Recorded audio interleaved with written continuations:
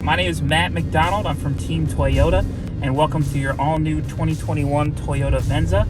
This is an all-hybrid vehicle, but not to worry, you do not have to plug this in. So right now we are in the Venza Limited model. This will give you heated and cooled seats.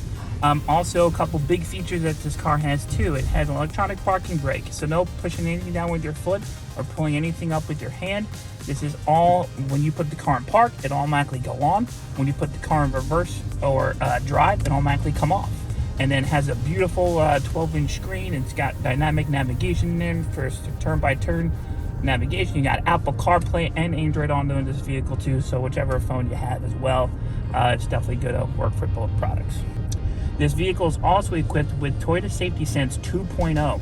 So this is going to come standard from our base model and up.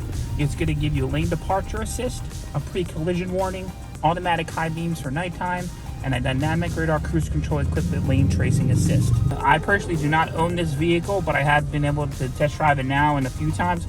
It's very quiet, very smooth, really good pickup on the gas and everything like that if you ever need to merge into a highway and everything like that. But overall, very smooth ride, quiet, good visibility through the windshield.